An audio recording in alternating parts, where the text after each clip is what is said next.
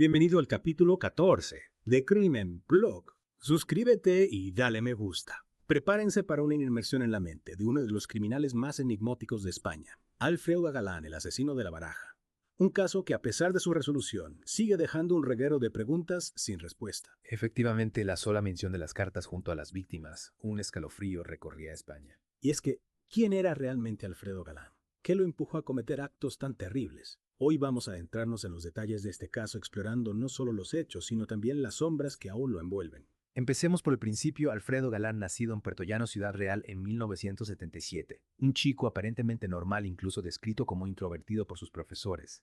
¿Quién podría imaginar que este joven terminaría convirtiéndose en un asesino en serie? Es fascinante, ¿verdad? Esa aparente normalidad que puede ocultar una oscuridad insondable. Y fíjense, su vida parecía encaminada hacia la disciplina, el orden. Ingresó al ejército en 1998. Llegó a cabo primero, incluso sirvió en Bosnia 2 veces. Precisamente, su paso por el ejército es un punto clave en esa historia.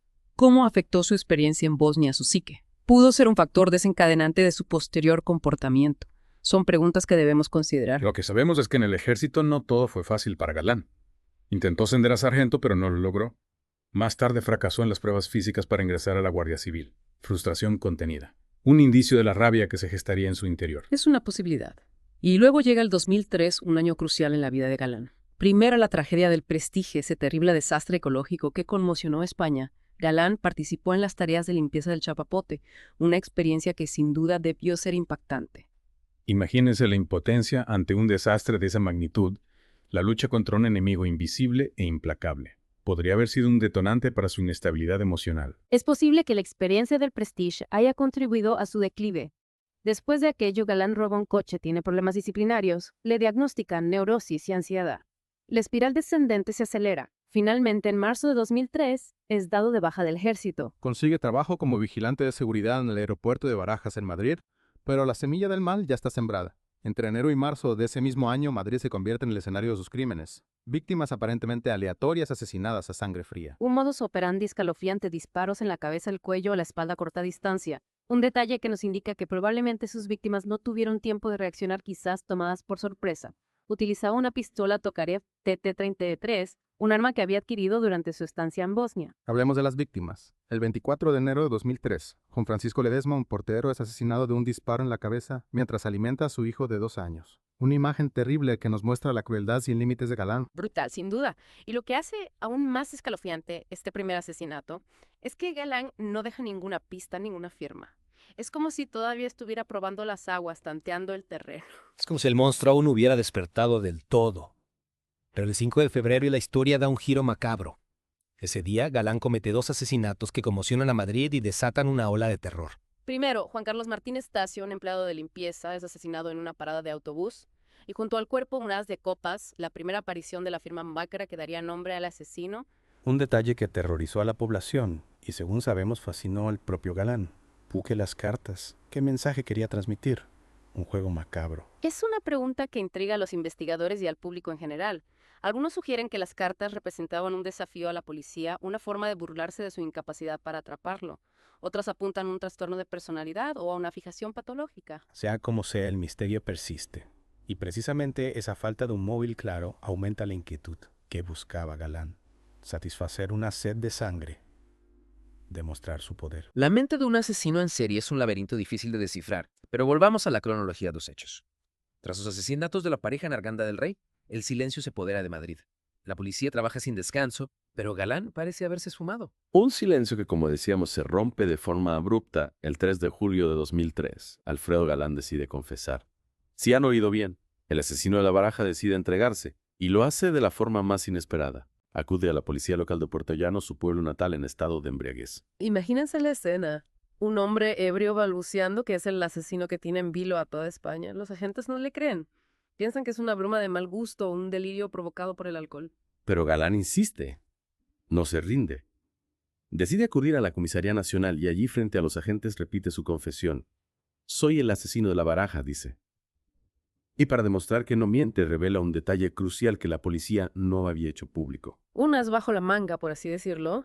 Exacto. Galán les habla de un punto azul, una pequeña marca en el reverso de las cartas que dejó junto a algunas de sus víctimas. Un detalle que solo el verdadero asesino podía conocer. La policía incrédula comprueba la información y efectivamente las cartas tienen ese punto azul, no hay duda. El hombre ebrio que tienen delante es Alfredo Galán, el asesino de la baraja. La noticia de su detención corre como la pólvora. España entera respira aliviada. El monstruo ha sido capturado, pero el misterio, lejos de resolverse, se intensifica. ¿Por qué confiesa Galán? ¿Qué lo lleva a entregarse después de meses de silencio? Algunos creen que fue el remordimiento, otros que el miedo a ser descubierto, o tal vez simplemente buscaba notoriedad.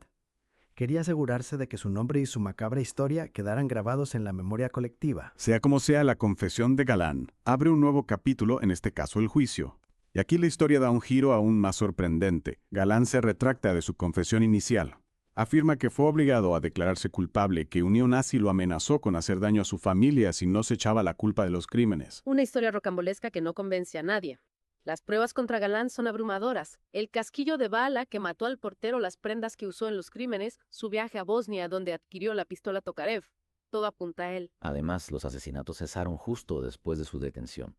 Y no podemos olvidar a los supervivientes que lo identificaron sin ninguna duda. Demasiadas coincidencias, demasiadas pruebas para creer en su inocencia. En marzo de 2005, tras un largo juicio, el tribunal dicta sentencia a Alfredo Galán, el asesino de la baraja, es declarado culpable de 6 asesinatos y 3 intentos de asesinato. La condena a 142 años y 3 meses de prisión. Además, él impone una indemnización millonaria a las familias de las víctimas. El juicio, sin embargo, no solo sirve para condenar a Galán. También revela detalles aún más escalofriantes sobre su modus operandi. Un policía que testificó en el juicio afirmó que según los informes del blanco dirigía a sus víctimas con suma educación antes de dispararles. Buenos días, perdone. Palabras que en boca de un asesino adquieren un tono macabro y real. Escalofriante, ¿verdad? Esa frialdad, esa capacidad para combinar la cortesía con la brutalidad, nos da una idea de la mente retorcida compleja que se escondía tras la máscara de Alfredo Galán. Un monstruo capaz de apagar una vida con la misma facilidad con la que se pide un café. Una imagen que nos hiela la sangre, ¿verdad?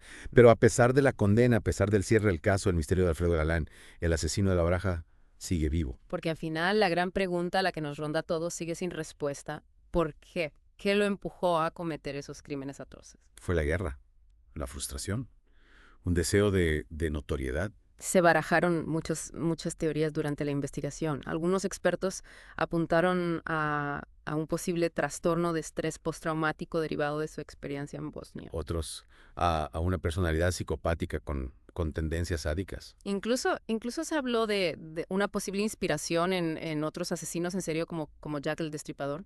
Pero ninguna de estas teorías pudo ser confirmada. Al final, Alfredo Galán se llevó sus secretos a la cárcel. Y nos dejó con más preguntas que respuestas. El caso de Alfredo Galán, el asesino de la baraja, es un recordatorio de que la mente humana es un laberinto oscuro, impredecible. Un laberinto en el que a veces se esconde el mal. Y hasta aquí nuestra inmersión en este caso que ha conmocionado a España. Un caso que nos invita a reflexionar sobre la fragilidad de la vida y la oscuridad que puede acechar en los corazones humanos. No se olviden de suscribirse a Crimen Blog para más análisis, de casos criminales que marcaron la historia.